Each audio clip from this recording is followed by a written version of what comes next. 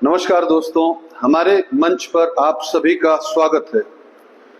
दोस्तों, हरियाणा के अंदर विधानसभा जो चुनाव है वो 5 अक्टूबर को पोलिंग होनी है और 8 अक्टूबर को रिजल्ट आने हैं।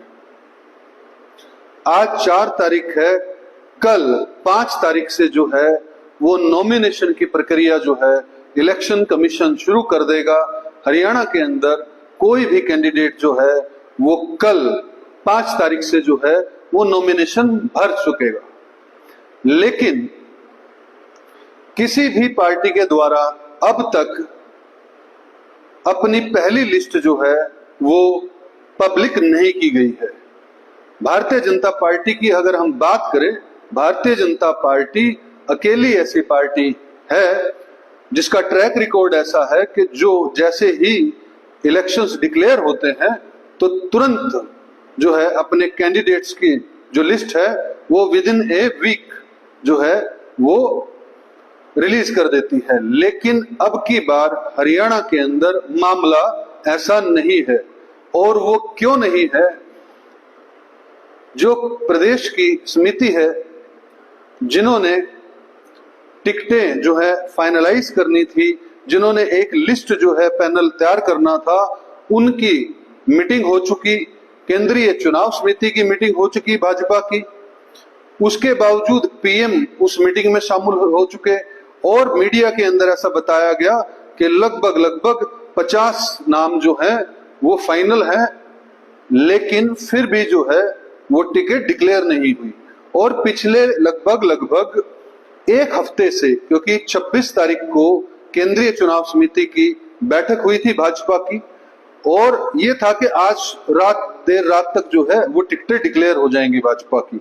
लेकिन आज 4 तारीख हो गई है, 4 सितंबर है, कल से नॉमिनेशंस जो है वो फाइल करने हैं। लेकिन अभी तक भारतीय जनता पार्टी की टिकटों का कुछ भी अता पता नहीं है और उसका जो कारण बताया जा रहा है उसका कारण है कि अमित शाह जो है वो अपने एंगल से टिकटों को बांटना चाहते हैं।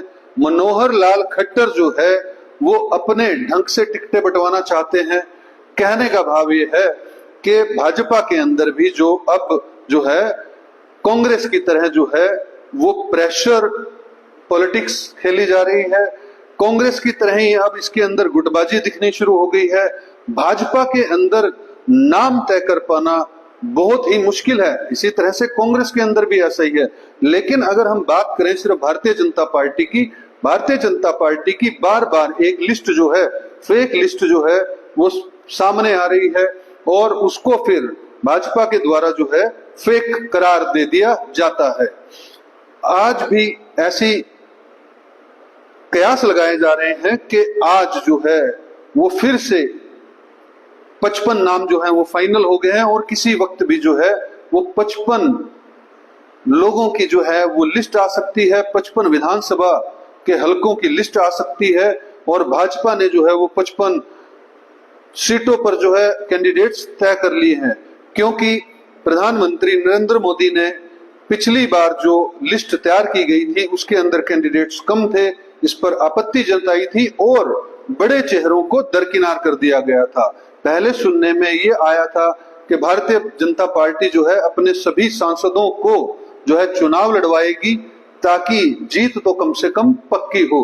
भारतीय जनता पार्टी की अगर हम बात करें, 2019 के अंदर प्रधानमंत्री नरेंद्र मोदी की लहर होने के बावजूद जो है हरियाणा विधानसभा चुनाव में भारतीय जनता पार्टी बहुमत हासिल नहीं कर पाई थी और 40 सीटों पर ही सिमट गई थी। फिर इंडिपेंडेंट विधायकों के साथ और जेजेपी के साथ अलायंस करके 5 साल जो है भारतीय जनता पार्टी ने सरकार चलाई। लेकिन पिछले अगर लोकसभा चुनाव की बात करें जो अभी 2024 के अंदर हुए हैं, इसके अंदर भारतीय जनता पार्टी के अंदर कांग्रेस के अलग अलग दलों के जो है बहुत से नेता आ गए और जिसका मुख्य कारण ये हुआ, जिस कारण से नेता जो आते हैं दूसरी पार्टियों से आते हैं वो टिकटों को लेकर ही आते हैं कि टिकट मिलेंगे उनको। और लोकसभा चुनाव के अंदर भी जो है कांग्रेस से आए हुए लोगों को टिकट दी गई भाजपा के द्वारा और भाजपा को जो है 10 में से 5 सीटें अपनी गंवानी पड़ी। और अभी भी जो है बहुत तादाद के अंदर जो है कांग्रेस से आए हुए भाजपा के अंदर नेता जो हैं अपनी टिकट चाह रहे हैं, क्योंकि अगर मुख्यमंत्री नायब सिंह सैनी की बात करें, वो करनाल से नहीं लाडवा से लड़ लेंगे, अनिल विज है अंबाला से ही लड़ेंगे, कैप्टन अभिमन्यु नारनौल से ही लड़ेगा। लेकिन अब जो है रामकुमार गौतम जेजेपी के विधायक जो आगे हैं, तो उनकी टिकट पर भी संशय हो गया है। रामविलास शर्मा जो है वो महेंद्रगढ़ से लड़ेंगे और महिपाल डंडा पानीपत ग्रामीण से लड़ेंगे, उनकी लगभग टिकट जो है वो फाइनल है। तो ऐसे अनेकों नेता हैं जिनकी टिकट बिल्कुल फाइनल है, लेकिन वो है लगभग 15 से 20, और बाकी 70 सीटों पर क्या, 70 सीटों पर बाकी जो 70 सीटें हैं उन पर भाजपा कोशिश कर रही है गठबंधन कर लिया जाए। और इतना घमासान भारतीय जनता पार्टी के अंदर मचा हुआ है टिकटों को लेकर कि टिकटें जो है वो आज 4 तारीख तक भी फाइनल नहीं हुई है और कल से नॉमिनेशन शुरू हो जाएंगे। और अगर मैं बात करूं अमित शाह की, तो अमित शाह जी जो है वो कल मीडिया के अंदर ऐसा फ्लोट हो रहा था कि अमित शाह ने मनोहर लाल खट्टर के सभी जो नवरत्न हैं, मतलब कि जो उनके फेवरेट उम्मीदवार है, उनको टिकट देने से मना कर दिया। और अभी कुछ दिन पहले की बात करें तो पूरी की पूरी जो कमान थी चुनाव की वो मनोहर लाल खट्टर जी को सौंप दी गई, ऐसा चल रहा था। तो मतलब भाजपा के अंदर जो है वो कहीं ना कहीं कुछ ठीक नहीं चल रहा है। जैसे हमारे हरियाणा में कहावत है कि जो पूत है उसके जो आगे का भविष्य है वो पालने में ही नजर आ जाता है ना, पूत के जो एक्शंस हैं वो पालने में पता लगने लग जाते हैं हमारे को। ऐसे ही भाजपा लगता नहीं है कि सत्ता को पाने के लिए काम कर रही है। जिस तरह से घमासान इस वक्त जो है भाजपा के अंदर चल रहा है, कांग्रेस तो इस बात के लिए पॉपुलर ही है कि अगर नॉमिनेशन की तारीख 12 होगी तो वो पहले लिस्ट 7 या 8 को निकाल लेंगे, दूसरी जो है वो 10 को निकाल लेंगे, और फंसी हुई जो सीटें हैं वो तो 12 को ही देंगे वो टिकटें। तो कांग्रेस तो देती ही लास्ट के 2-3 दिन के अंदर ही लिस्ट जो निकालती है, लेकिन भारतीय जनता पार्टी जिस मजबूती के साथ चुनाव लड़ रही थी, लगता नहीं है चुनाव तो उसी मजबूती से लड़ेगी।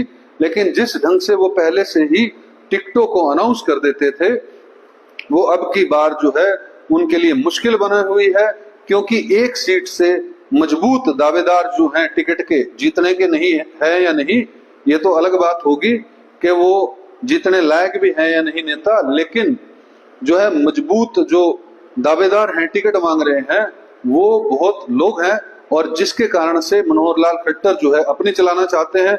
सीएम सैनी भी क्योंकि काफी दिन जो है सीएम रहे, लगभग 2-2.5 महीने मिले उनको, तो अब उनको वो भी पैरवी कर रहे होंगे किसी ना किसी की। आरएसएस अलग से लगा हुआ है, अमित शाह जो है पहले से ही कंट्रोल सब कुछ करना चाहते हैं, नरेंद्र मोदी अपनी फेवरेटिज्म थोपना चाहते हैं, अनिल विज भी चाहते हैं क्योंकि बड़े नेता है कि उनके कुछ लोग एडजस्ट हों। तो सब ऐसा चाह रहे हैं कि मेरे व्यक्तियों को टिकट मिले और दूसरों को जो है वो टिकट ना मिले। और मनोहर लाल खट्टर तो सुपर सीएम के तौर पर जो है हरियाणा के अंदर काम करते हुए नजर आ ही रहे थे केंद्रीय मंत्री बनने से पहले, और अभी भी जो है मुझे लगता है कि पूरा का पूरा इंटरफेरेंस जो है वो अपना चलाना चाहते होंगे और अपनी पसंद के नेताओं को ही जो है टिकट दिलाना चाहते होंगे।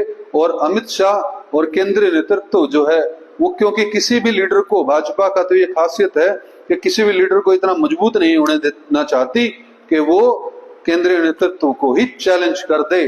बहरहाल दोस्तों, भाजपा की पहली लिस्ट कब तक आएगी इस बारे में कुछ कहा नहीं जा सकता। मीडिया रिपोर्ट्स की माने तो आज किसी भी वक्त जो है वो पहली लिस्ट आ सकती है, जिसके अंदर 55 से 60 उम्मीदवारों का जो है वो डिक्लेयर हो सकता है टिकटों का।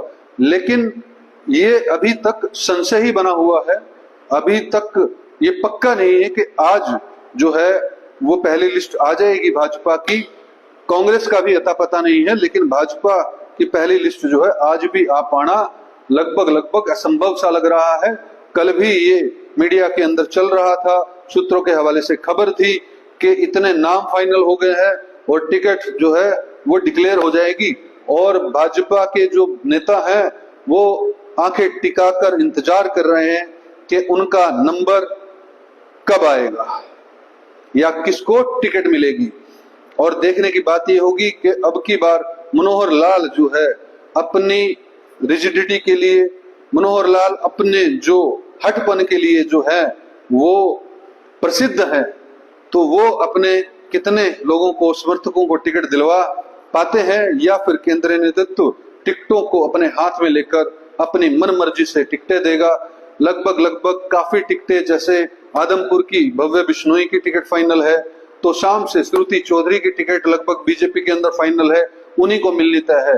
तो लगभग 15 से 20 टिकटें हैं जो फाइनल हैं, लेकिन बाकी बची हुई सीटों पर गठबंधन कितनों पर होता है और भाजपा कब तक जो है ये सीटें डिक्लेयर करती है, ये देखने की बात होगी।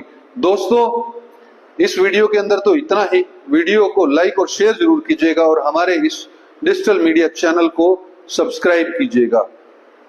जय हिंद, जय भारत।